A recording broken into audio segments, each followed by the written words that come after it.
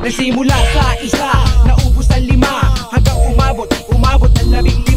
Pagdating ng 20, hindi na makatayo. Busog na busog, lubog na sa pagkaupo. Yan na nga ba sinasabi, hindi naman babae. Sa ayaw rin natin mag-alienate. Kasi, ano ko naman doon, yung mga taong yun sa church namin, mga super conservative, hindi naman, kumbaga, ano rin yan na-develop rin yan. Part yan ng maturity nila. So, hindi rin ako para i-discount yun. May pinanggagalingan. So, kung may iba akong point of view, kailangan ko rin i-respect yung point of view nila. Kasi hindi rin naman nila yun hinugot lang. At hindi sila hindi pangit ang intention nila. Yung iba sa mga beliefs nila, talagang sincere sila ron. So, i-respect rin natin yun. Para yung dialogue natin, bukas. Kasi nakikita nila, nire-respect mo yung point of view nila, makikinig rin sila sa point of view. Mas open yung dialogue. Cheers, pare. Pero pag meron although hindi pa naman nangyari sa akin yun. Pero pag meron na siguro mag-personal attack, ayun, tsaka siguro. Ako kasi pag yan, back off na ako. Kasi ayoko rin naman ng mga ganong mga Eksena. Eksena. Komprontahan sa simbahan, no? Kinampronta ka na ba siya? Hindi, never pa. Goodwill ako eh. Nung nakatalikod siya. Tsaka siya pinanatas. Nung nakatalikod. Pandemic. Pinadala ka lang ng sulat na huwag ka nang umatin. Kinat nga lang ako eh. Palamig daw ako eh. Yung palamig na inabot na ng 8 months ngayon. 3 years na. Inabot na ng 3 years. Palamig pa rin. Hindi ka na Sabi nga na counselor ko eh. Alam mo sinabi sa'yo, Drix, nilay ka sa freezer, literal na pinalamig ka. Sama pa rin, bili tayo yelo. Excommunicate. Hindi ka nag-church doon? Wala na. Wala. Ako doon, nagparamdam ako doon, bumisita ako sa senior pastor namin na inom ko. Tapos binigyan ko ng alak, ng red wine. Wala na siyang. Ang gusto niya kasi ako yung makikiusap na sa church. balik mo na ako eh. Number 1. Hindi ko gagawin yun. Ikaw yung nagpatigil sa akin eh. Sabihin mo sa akin, bakit mo ako pinatigil? Hindi niya masabi kasi yung sumulsul sa kanya na dati namin youth pastor, isa sa nagbibigay ng malakas sa yun yung dahilan. Yun yung nakasagutan ko eh. So, mas pipiliin niya yun. Tsaka ayaw niya din ng ganun. Na politics. Ganun talaga. I mean, politics yun no? Sa church na yung madaya. Pagdating talaga sa politics, wala talaga siyang sinasantong kahit anong no? Walang yung post ko naman na yun. Cheers, pare. Facebook account ko yun. Hindi naman to Facebook account ko. Ng church.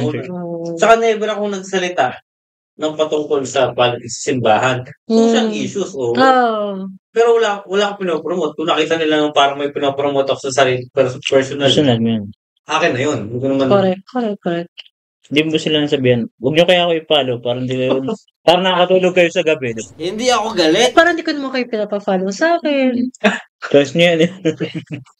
Kayo na lang ako mag-follow kaysa i-hide ko to sa inyo lahat. Ang dami-dami nyo. Ganun nga ginawa niya na pinapatigil niya yung mga posting ko sa Facebook. Kaya ang ingay ko. Parang Facebook mo yun parang micromanaging na rin ng yan. Although, kaya nga eh. Pero kung minsan, nagpipigil pa ako sa mga share ko. Iba kasi yung Facebook sa Instagram, di ba? Ayan.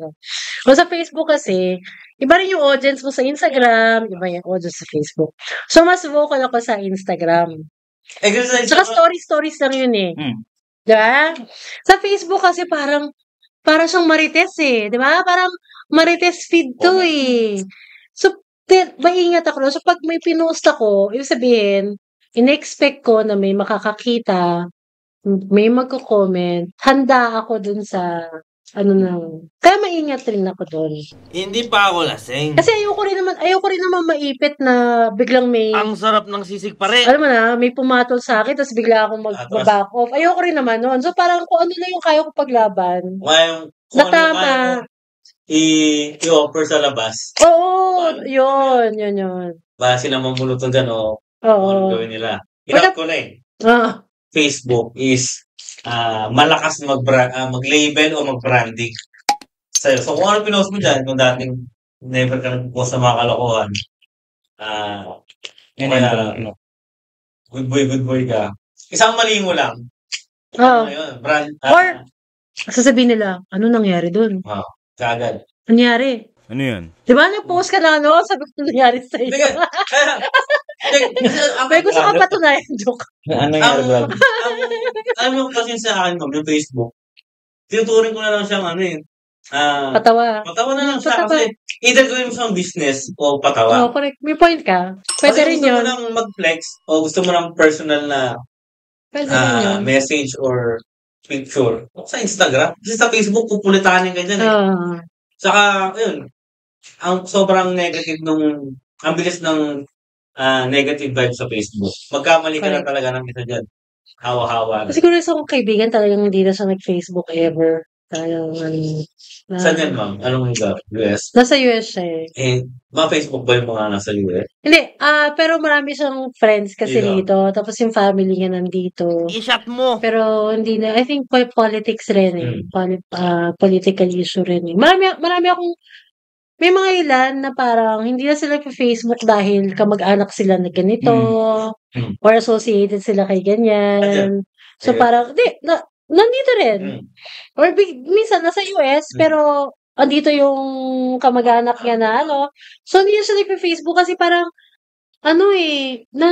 naapektuhan sila personally na parang bakit ba ako papapeg? Oo, mental health. So hindi na rin.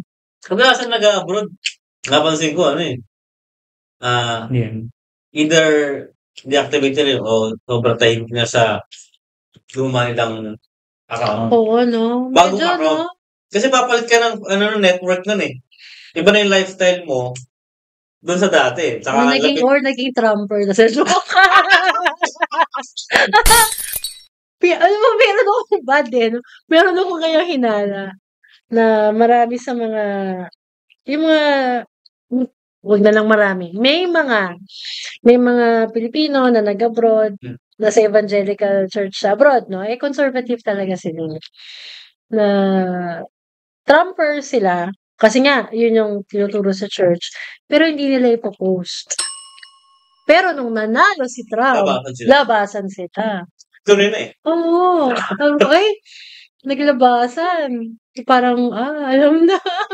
Ngayon, ang dilemma ko kasi parang kakilala mo, close friend mo nung bata kayo. Ikaw, nag-out ka na sa mga My Day. Ha? Oo, Naanan nyo pa na. Hindi na eh. Di ba?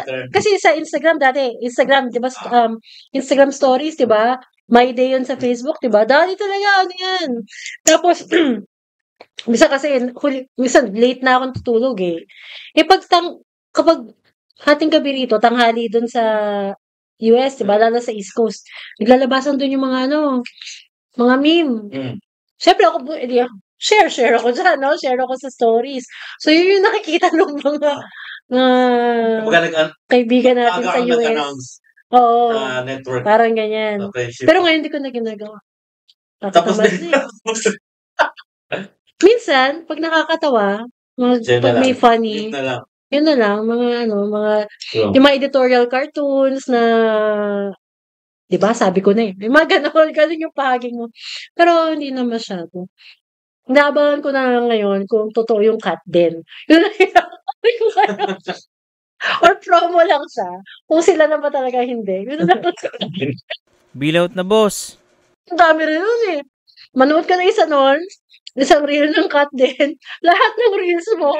Yun na ako, dire-diretso. Sabi ko, malakas yun yung ang bilis na yun, Facebook mag-connect ng mga grabe, no? Kahit nga, wala yung click.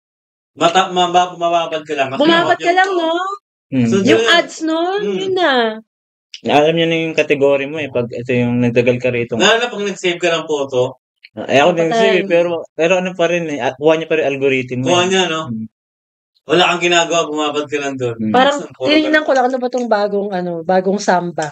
Pag lahat na Puro ano na, Puma, Adidas, ano ba 'to, Zalora, ano na yan, dire-diretso na yan. Kasi mga recommend sa yung group, mga ganun na rin. Grabe yun. Level up, no? Oo.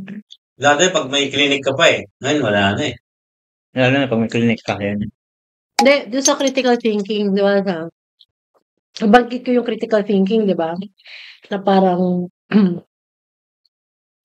medyo nga nagkakaroon ng bandwagon mentality yung mga tao na yung sarili nilang convictions, sometimes, pinipick up na lang nila yung yung nasa group chat, pinaparot na lang nila. Kasi may tinanong ko ito ko sa sa Christian education.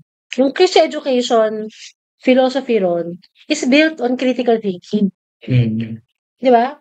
In the sense na, hindi ito something na ipaparot mo lang, yung ituturo sa'yo sa Sunday school. Hindi. Kasi para ino-honor nung philosophy, yung kakayahan ng bawat tao, regardless kung anong edad yan, from childhood to adulthood, na makagawa ng desisyon sa sarili nila.